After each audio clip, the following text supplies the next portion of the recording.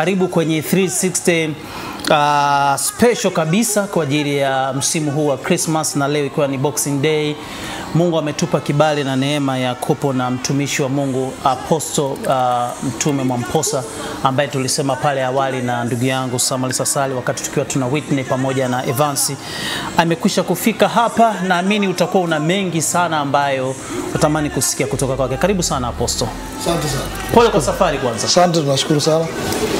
Mungu ni mwema. Mungu ni mwema kabisa Apostle. Ni baraka sisi kuwepo hapa. Amen. Na wewe ni familia ya Clouds kabisa. Amen. Kabisa. Najisikia kubarikiwa mno tunapokuona ukifika mahali hapa. Amen. Leo ni majira ya sikukuu haya ya Christmas. Ndio. Watu wako majumbani wanamshukuru Mungu. Hivi nianza nikuulize tu Apostle. Kwenye maisha yako umesherehekea Christmas ngapi mpaka leo? Hai. Unajua ukiuliza hivyo maana yake mtu anataka kujua miaka yako. Miaka sihitaji kujua, lakini tu kwa ujumla kwa ujumla ukishasema hivyo tayari miaka imejulikana. Kwa hiyo hilo tuliweke kwanza. Ila Christmas ninazofahamu, nimesherehekea Christmas nyingi tangu nimeanza kupata ufahamu, lakini tusizitaje. Tunamshukuru Mungu kwa ajili ya Christmas. Kabisa. Mara nyingi sana Christmas wanaosherehekea ni watu wachache. Kwa Christmas, kila Christmas uko kwenye huduma. Yeah. Kwa maana kwamba kila Christmas uko kwenye huduma na Christmas uko kwenye huduma. Yeah. Kila Christmas. Kila Christmas. Nini shauku ya watumishi wa Mungu, watu wanapokuja kwa ajili ya Christmas siku ile? Amen. Nini unakuwa umeujaza moyo wako kwa ajili ya watu wapate kuelewa? Kabla ya kuzungumzia hilo, napenda tu watu waelewe kwa sababu mimi kwa mfano kwenye ukoo wangu kila mwaka Christmas tunakula pamoja. Okay. Lakini tangu nimeitwa na Mungu sikumbuki lini kula Christmas na ukoo wangu, kwa sababu Mungu akishakuita anakutenga na ni kama anakunyang'anya kwenye familia. Kwa hiyo nafurahia kula Christmas nikiwa na watu ambao nawaongoza kiroho. Furaha yangu ni hiyo. Yani kwenye familia yangu naweza nikaenda kufanya siku nyingine ambayo sio Christmas, sherehe pamoja, lakini wao wanakula siku ya Christmas, mimi wasionekane kwa sababu ya wito tuliopewa. Ukishaitwa mtumishi wa Mungu, furaha yako ni kuona watu waliokupa Mungu uwaongoze. Najua hata hapa Dar es Salaam utakuta hata washirika wengine wetu unakuta wanaenda labda Kilimanjaro, wengine wanapenda kwenda makwao, lakini wapo wanaobaki. Wale wanaobaki ni furaha yetu kuwa nao. Yeah. Na wanapokuwa wanakuja, shauku yako mbali ile kuwaona siku ile neno unataka kuliachilia. Mara nyingi sana inakuwa unatamani waelewe maana ya Kristo. Yes. Sisi tunachanganyaga mambo. Tunadhani Christmas ni kulewa, tunadhani Christmas ni kujiachia, Christmas ni kuweka miguu juu kupumzika, lakini kuna maana halisi ya Kristo kuzaliwa ambayo nadhani haiongelewi inavyopaswa kuzaliwa. Amen. Ningependa kusema maana ya Christmas ni kubwa kabisa. Ni kuzaliwa kwa Mwokozi wetu. Kubwa kabisa. Lakini Christmas ina maana nyingi kibiblia. Ukichambua kama jana nilikuwa nachambua pale Kilimanjaro, watu wengine hawaelewi. Yesu Kristo kimuona alipokuwa anazaliwa, kwanza kabla hajazaliwa, katika Isaya inasema kwa ajili yetu mtoto amezaliwa. Tumepewa mtoto mwanamume au wa kiume ambaye uweza wa kifalme utakuwa mabegani mwake. Neno uwezo wa kifalme maana yake serikali itakuwa kwenye mabega yake. Serikali gani? Ya ufalme wa Mungu. Na anasema naye ataitwa Mungu mwenye nguvu, mfalme wa amani. Yote ni majina yake. Baba wa milele. Kwa hiyo hayo ni majina ya Yesu yote. Lakini maana ya Christmas ni kuzaliwa kwa Mwokozi wa maisha yetu. Kuzaliwa kwa mkombozi wetu, mponyaji. Kwa Christmas ni uponyaji. Christmas ni wokovu. Christmas ni ushindi. Christmas ni utajiri. Christmas ni baraka. Christmas sio kulewa. Na mengine nitachambua hapo, lakini jana nilikuwa naongelea watu wanamuona Yesu alipozaliwa, ambao tunaisherehekea sasa. Biblia inasema kuzaliwa kwa Yesu kulikuwa hivi: Mariamu akabeba mimba. Lakini sura ya pili Mathayo inasema Yesu alipozaliwa katika Bethlehemu ya Uyahudi, tazama mamajusi wa mashariki walikuja Sasa watu wengi kusema mamajusi wanafikiri ni wamama. Wale mamajusi sio wamama, ni wasoma nyota. Wanajim kabisa. Hawajaokoka kabisa. Wapagani kabisa. Walikuja. Kuna makundi mawili yalienda pale alipozaliwa. Kundi la kwanza ni watu wasoma nyota kabisa. Kundi la pili ni wachungaji. Makondeni. Walikuwa wanachunga mifugo yao. Unajua tukisema wachungaji wanafikiri ni wachungaji kama sisi. Lakini wachungaji walikuwa wanachunga mifugo yao. Wale mamajusi ukisoma kibiblia inasema traditional wise men, wenye hekima wa jadi. Lakini ukisoma Biblia nyingine inasema kama ni wasoma nyota. Kwa sababu katika ulimwengu tuliopo kila mtu ana nyota yake. Kila mtu. Na maisha ya mtu nini amekuja duniani, kwa sababu hujaja tu hujazaliwa kama mnyama. Unajua mnyama kama ng'ombe anazaliwa ili alishwe kwa ajili ya kuliwa tu. Ushasu tuchinje. Yaani anasubiri kuliwa. Ale anakula majani kwa bidii, angejua anakula kwa sababu ya kuchinjwa, angegoma kula. Kweli. Lakini binadamu hatujazaliwa ili uje tu uishi tu uenda. Kuna kusudi ili kufanya uzaliwe. Na kuna lamani Mungu ameweka. Mungu anamwambia Yeremia, tangu tumboni mwa mama yako nalikujua. Nilikutakasa, nimekuweka uwe hivi na hivi na hivi. Na hata Yesu wakati anakuja, basi kama alikuwa anakuja kwa kusudi maalum. Alikuja ili kutuokoa, lakini kabla hajawa katika mwili alikuwa katika roho. Akaja kudhihirika katika mwili kwa kuzaliwa kama binadamu. Lakini anazaliwa kama binadamu, roho ni Mungu kabisa. Sasa tukiangalia kikawaida mtu mwingine atatafsiri vya kwake. Sasa Biblia inasema alipozaliwa mamajusi wa mashariki walikuja kumuona. Lakini walipofika, kwa sababu wameiona nyota ni ya kifalme, wakaenda ikulu ya Herode. Kwa sababu ni ya kifalme. Ni ya kifalme. Kwa walipoteza mahesabu. Na ndio watu wengi sana nyota zao kwa sababu zinakamatwa kirahisi, watu wanapotea mahesabu, mali badala ya kupeleka kwao wanapeleka kwa watu wengine. Wakaenda kwa Herode. Wanauliza yuko wapi aliyezaliwa? Lakini Biblia inasema nyota ya Yesu ilipoona wameenda kwa Herode ikajificha. Haikuonekana. Yenyewe ikiingia pale ndani. Walipoachana na Herode ikaonekana mbele yao. Yes. Biblia inasema Yesu alipozaliwa mamajusi wa mashariki wanafika kwa Herode, wanamwambia yuko wapi aliyezaliwa? Tena ni mtawala. Ni katoto lakini ni mtawala. Kwa sababu nyota yako hata ukiwa mchanga, nyota sio changa. Nyota yako ni kitabu chako cha maisha. Unakuja kufanya nini? Una uwezo gani? Sasa watu wengi wanaishi duniani hawajaishi maisha yao mpaka wanakufa. Na inawezekana na nafikiria hapo kutokana na ulivyosema kama mamajusi wasingechangamka, ilikuwa zawadi zile wamwachie roho. Zile walikuwa wamwachie pale. Na ndio watu wengi zawadi zao zimepotelea watu. Ulivyotoka kuvipata ulikuwa hujavipata. Sasa kinachoamua upate ni nyota yako. Na ndio maana wajanja wanacheza na nyota ya mtu. Sasa huku kwenye mambo ya kanisani watu hawafundishwi. Kwa waganga wanafundishwa. Kwa nini Mkristo ambaye hayuko kanisani hajafundishwa, kwa nini asidanganyike kwenda kwa waganga? Na roho inafanya kazi. Lakini kwa waganga kinachofanya kazi, inafanya kazi katika upande wa fake power. Kwa sababu nguvu ya waganga ni fake power. Unajua fake ni fake. Lakini fake kama hakuna original, fake itaonekana inafanya kazi. Hata noti 10,000. Huwezi kusema hii ni fake kama hujui original iko. Sasa watu wa Mungu sisi ndio tuna original ila hatujaifundisha. Ndio maana maandiko yanasema watu wangu wanaangamizwa kwa kukosa maarifa. Kwa watu wanafundishwa tu kwenda mbinguni, utakatifu kwenda mbinguni. Hawafundishi jinsi ya kuwashinda watu duniani. Jinsi ya kuwashinda wenzako kisiasa na washindaji. Kibiashara na washindaji. Sasa kwa nini mwanasiasa ambaye anamjua Mungu au anaenda kanisani kama hajafundishwa, kwa nini asikimbilia kadanganywa kwa waganga? Lakini kimaandiko waganga hata kama wana mambo ya nyota, nyota ya kwanza tunaiona kwa Yesu. Na yeye anaitwa nyota ya asubuhi. Na Biblia inasema nyota yake ikaonekana. Yuko kwenye hori la ng'ombe nchi nyingine. Mamajusi wa nchi nyingine wanaiona. Yeye yuko horini. Kuonyesha nyota yako inaweza kufika mahali hujawahi kufika.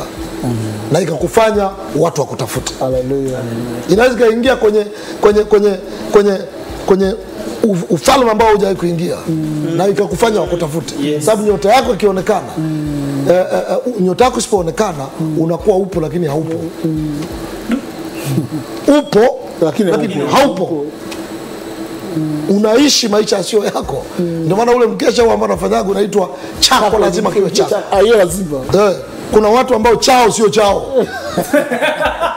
Kweli ni chake lakini sio chake. Kimeandikiwa kwake lakini hakiko mikononi mwake. Huyo chake sio chake. Sasa chako lazima kiwe chako. Kesha moja nilifanya inaitwa kamata mwizi. Kuna waizi wanaiba maisha, acha wajambazi wa duniani. Mwizi anaiba maisha yako. Anaiba future yako. Anaiba hatima yako. Unajikuta mahali pako anakaa yeye. Mahali wewe utakiwa ufike yeye ndo atafika. Wewe unabaki chini. Sasa katika Christmas ndipo inapotokea ukombozi wa nyota zetu. Sababu kama nyota ya Yesu iling'aa na utaona Yusufu baba yake ambaye ni baba yake aliyempokea Yesu. Mariamu aliyebeba mimba walikuwa maskini. Fundi bao, fundi carpenter, sio wale wa gharama, wale wa kawaida. Lakini baada ya Yesu kuzaliwa, Yusufu alikuwa bilionea. Kwa nini nakwambia alikuwa bilionea? Kwa sababu wale mamajusi ukisoma watu wanafikiri walikuwa watatu, ilikuwa ni kundi kubwa. Na Biblia inasema walikuwa na ngamia zao. Ngamia kwa kipindi kile ni malori ya mizigo. Kwa dhahabu hazikubebwa mfukoni, sio cheni ile. Hazikubebwa mfukoni, zilibebwa kwenye mizigo. Ndio Biblia inasema wakafungua hazina zao. Wakaifungua mizigo yao. Walikuwa wameibeba. Wakubeba mgongoni, juu ya ngamia, juu ya maroli. Leo tungesema juu ya semitera. Yes. Ndio wamefika pale. Ndio maana Herode ilimtikisa. Mfalme hawezi kutikisika tu. Anakuta kundi limeingia. Na wafalme wengi wanaotumia giza au nini wanajua hayo. Kwamba huyu mwenye mvuto namna hii sio mtu wa kawaida. Lazima tummalize. Ndio maana aliposikia yuko wapi aliyezaliwa, akasema mmejuaje? Kuna hospitali imetangaza? Kuna gazeti imetangaza? Hapana. Tumeiona nyota yake. Taarifa zake hayupo lakini tumezipata. Nitataka pale watatufungulia Bible kidogo. Leta pasta Makibinga. Kitabu cha Hesabu 24:17. Hesabu 24. Nataka tulisome tu kwa dakika chache. Sawa, haina shida. Sawa. Okay. Tunasema namuona. Ndio. Lakini sio sasa. Namuona lakini sio sasa. Namtazama lakini sio karibu. Hayupo karibu. Nyota itatoka katika Yakobo. Na fimbo ya enzi itainuka katika Israeli. Nayo itazipiga pembe za Moabu na kuwavunja wana wote wa Ghasia. Sasa namuona tafsiri yake anaonekana lakini sio sasa. Ndio. Namtazama lakini hayuko karibu. Yesu anazaliwa. Hayupo nchi walioko mamajusi lakini anaonekana. Kwa lugha nyingine nyota yako iking'aa watu watakuona hata ukiwa mbali. Haupo lakini unaonekana. Ndio pale unajikuta watu wapo wanataka kupandisha mtu cheo, anapandishwa ambaye hayupo. Alafu mnajua kujiuliza mbona sisi tuko hapa? Hamuonekani. Kuna tofauti ya mtu kukuona kutazama. Watu wengi unaweza kuona naye lakini hajakuona. Amekutazama. Kutazama na kuonekana ni vitu viwili tofauti. Mtu akija dukani kwako akauliza bei, akaenda kwa jirani akauliza na akanunua, kwako ametazama, pale ameona. Umesikia Evans hiyo? Pale ametazama, mtu ameona. Akichumbia dada akichumbiwa, ndio labda miaka 5, alafu baada ya muda fulani huyo kaka anamwacha huyo dada anachumbia mwingine ndani ya wiki mbili amemuoa. Yule amemtazama, huyu amemuona. Kwa kuna tofauti ya kuonekana.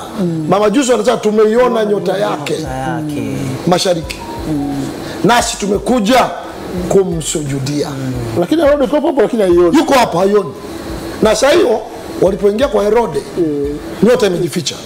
Sababu Herode angeiona nyota ya Yesu, ndio ilikuwa mwisho. Sasa nitawapa kitu kimoja hapa. Amen. Ukisoma kwenye Biblia tunasoma hapa kuzaliwa kwa Yesu. Ndio. Kuzaliwa kwa Yesu kwa aina mbili. Kuna kiroho na kuna kimwili. Na Herode huyu tunamsoma yupo kiroho na kimwili. Ndio maana kusoma kitabu cha Ufunuo wa Yohana sura 12 kinaeleza katika ufunuo, sio kimwili tena. Kuzaliwa kwa Yesu. Inasema ishara kuu ilionekana mbinguni. Mwanamke mwenye mimba ana uchungu katika kuzaa. Ana mwezi ulikuwa juu ya kichwa chake, mwezi chini ya miguu yake, nyota 12 kichwani. Nyota 12 tunahesabu wanafunzi wa Yesu, makabila 12 ya Israeli. Nyota 12 kichwani. Na huyu mwanamke alikuwa katika uchungu wa kuzaa. Ukisoma andiko inasema wakati mwanamke yuko katika hali ya kuzaa, kukaonekana ishara nyingine mbinguni. Joka kubwa jekundu. Nalo lilikuwa na vichwa 12 na vilemba 7 kichwani kwake. Na Biblia inasema yule joka alisimama mbele ya yule mwanamke ili anapozaa mtoto ammeze yule mtoto. Sasa tukisoma hii huwezi kuelewa kama ni Yesu. Lakini ni Yesu yule. Anasema huyu mwanamke atazaa mtoto atakayewachunga mataifa kwa fimbo yake. Sasa tukimtafsiri ni Yesu. Lakini ile inaongelewa katika Ufunuo, ndio maana kinaitwa kitabu cha Ufunuo, ya mambo yasiyoonekana kwa macho haya. Sasa tunamwona Yesu anazaliwa kimwili, na unamwona mpinzani wake ni Herode, anayepambana mpaka kuua watoto ni Herode. Kule umuoni Herode, unaona joka. Hatari. Kwa duniani tunapoishi, tuna watu wa aina mbili. Tuna watu ambao ni watu, lakini kuna watu ambao ndani ni joka. Ni spirit iliyopo ndani ya mtu. Ni nini? Kwa sababu mtu mwingine atamani wewe ufanikiwe. It is true. Mwingine atamani wewe uongezeke. Kabisa. Kazi yake anataka urudi nyuma tu. Sasa mara nyingi watu wa namna hiyo ndani yao spirit sio ya kimungu. Ni spirit ya nyoka. Kwa sababu mtu mwenye spirit ya Mungu hawezi kutamani wewe urudi nyuma. Natamani uende. Kwa nini urudi nyuma? Kwa nini aumie? Kwa sababu spirit ya uchawi inafanya kazi na roho ya wivu. Kwa nini aumie unapofanikiwa? Kwa ile inafuatana na spirit. Lakini Biblia inasema nyoka alipokuwa na mwanamke anapozaa, yule nyoka akawa anasubiria mtoto ili akizaa tu ammeze. Lakini Biblia inasema alipokuwa anazaa, yule mtoto alinyakuliwa na Mungu. Amen. Mpaka mbinguni, mpaka kwenye kiti cha enzi. Joka akaanza kupambana na mwanamke. Akatoa kwenye kinywa chake, ukisoma baadaye. Kwa sababu hapo katikati ikaondoa habari ya joka, habari ya yule mwanamke na nyoka, ikawaeleza habari ya vita mbinguni ambayo tunaisoma. Kulikuwa na vita mbinguni, malaika Mikaeli akapambana na joka. Na joka naye alipambana na malaika akiwa na malaika zake naye. Lakini yule joka akapigwa na malaika zake wakapigwa mpaka mahali pako hapa kuonekana, akatupwa duniani. Ndio joka shetani. Sasa tukija kwenye kuzaliwa kwa Yesu, hatumuoni joka, unamwona Herode. Sasa huyu ni Herode katika mwili, lakini yule joka ni Herode katika roho, ambaye ni shetani. Ndio maana sasa Biblia inasema kuzaliwa kwa Yesu. Yesu alipozaliwa Bethlehem ya Uyahudi, haisemi zamani za nabii, inasema zamani za mfalme Herode, zamani za mchawi aliyekuwa anapambana naye, zamani za joka linalopambana naye. Sasa anasema waliposema tu tumeiona nyota, akafadhaika. Maandiko yanasema Herode akafadhaika moyoni mwake, wala hakufurahia kuzaliwa kwa Yesu. Kuna watu wakisikia unajenga Samuel pale, unajenga kitu, hawafurahi. Sasa Sari anajenga, imekuwaje? Hata maliza. Na maisha wengi watu, matukio yanawatokea wengi sio sahihi. Sasa sio sahihi. Hata tukisoma Herode wakati anapambana Yesu asizaliwe, aliua watoto zaidi ya 2000. Hata wasiohusika. Hata wasiohusika.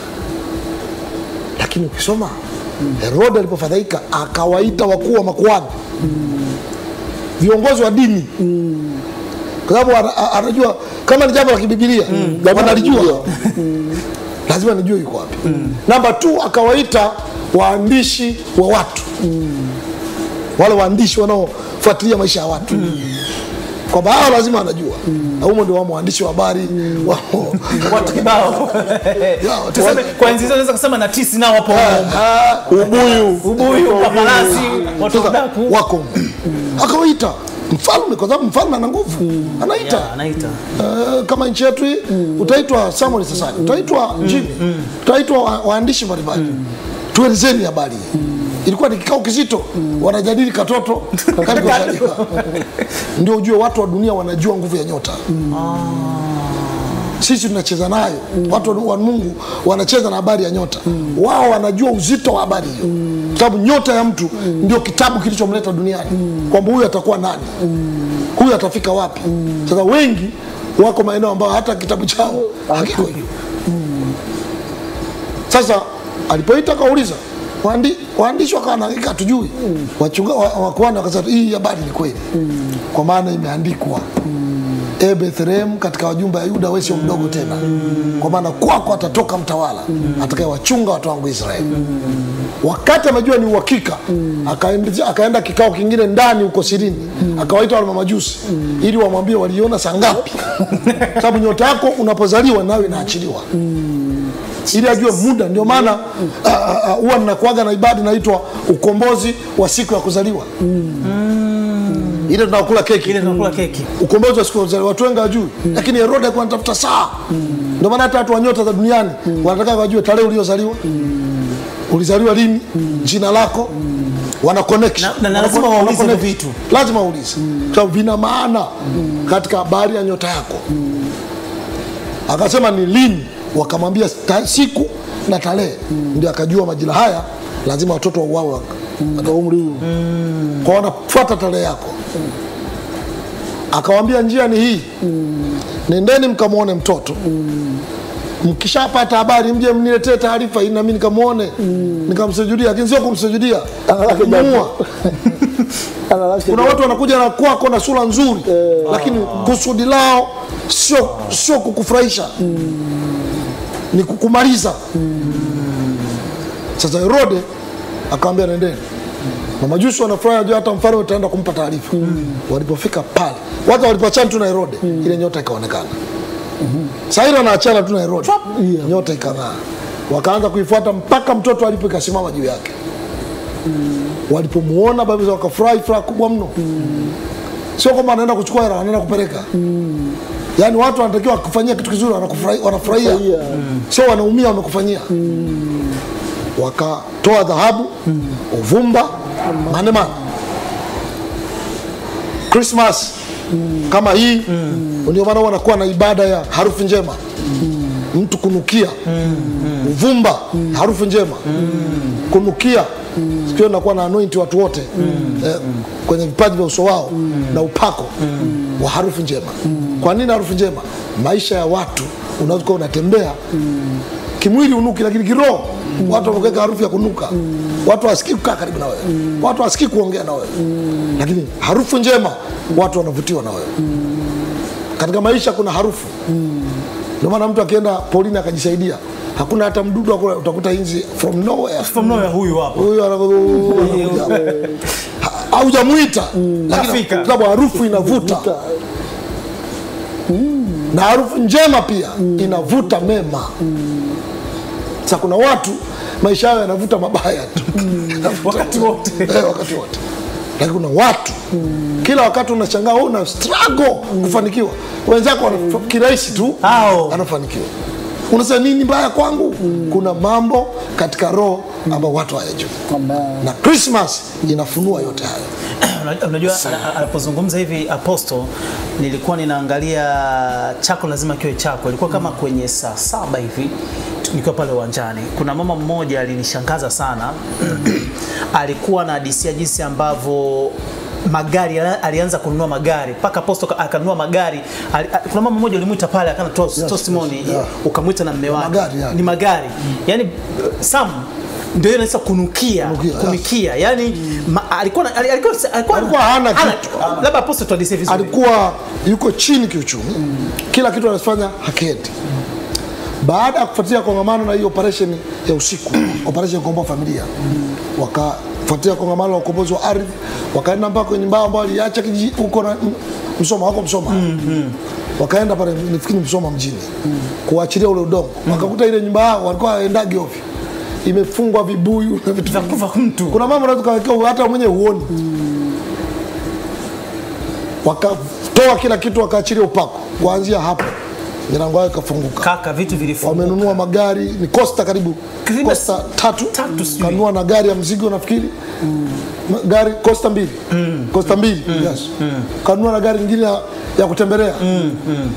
Kirahisi namna hiyo. Maisha ya watu kama hauko kwenye laini yako uta struggle tu.